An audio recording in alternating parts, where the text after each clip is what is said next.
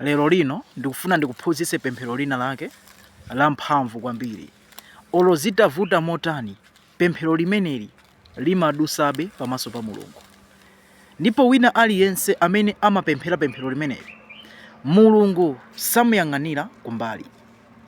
Pemphero limeneli ndi pemphero lopempha chifundo pamaso pa Mulungu. Some of you moyo wanu kapena unena ubale wanu ndi Mulungu suli bwino. Ndi chifukwa chake mukuyesesa kupemphera mapemphero a mitundu koma Mulungu sakukuyankhani. Lero lino muyese kupemphera pemphero ili ndipo muone ngati nyengo yanuyo kapena Mulungu sakuyankhani.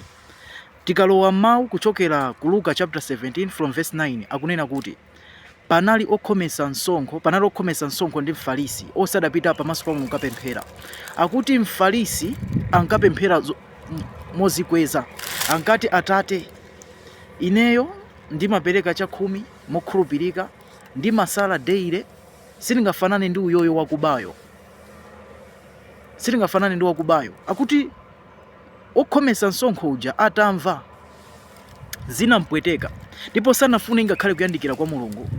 Akuti adangoyamba kupemphera kuti anayamba kuziguguda pachifuwa ndi kupemphera kuti Ambuye ndichitireni chifundo. Ndipo Bible likuchita kunenesa akuti uyuyu okhomesa msonkho uyu ndi amene anapita kwawo atayankhidwa, koma uyuyu mfarisiyu sanayankhidwe. Fwa chani? Mulungu amadana ndi pemphero la chizolowezi lozitukumula. So ambiri timapempha chuma, timapempha banja, timapempha kuti zinthu ziyende pamene moyo wathu suli bwino. Taonani uyu mfarisiyu anangopemphera pemphero la chifundo koma chilichonse pa moyo wake chinasintha.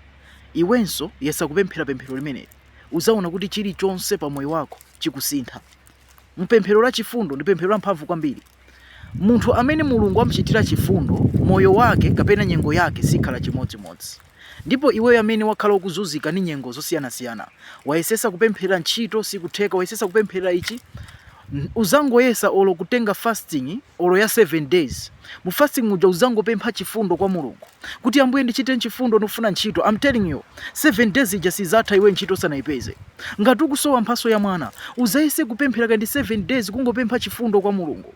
Kaya ukusowa chuma, chicho simene ukusowa, uzangoyesa kupemphera, mwina kupemphera olo kusala, koma mpemphero lakolo uzangopemphera chifundo kuti Ambuye mundikhululukire. Ndipo pamene ukupempha chifundo uzakhale ukulapa kuchokera pasi pa mtima, chifukwa mawu a Mulungu akunena kuti Mulungu sazanyoza pemphero la munthu osweka mtima. Uzayese kupemphera mosweka mtima.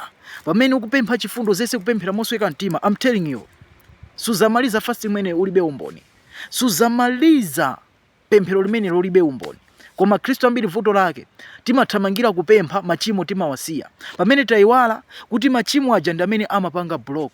So ndi pemphero langa kuti Mulungu akuchitire chifundo nakuyankha nakukumbukira zinthu zako mu dzina la Yesu. Amen.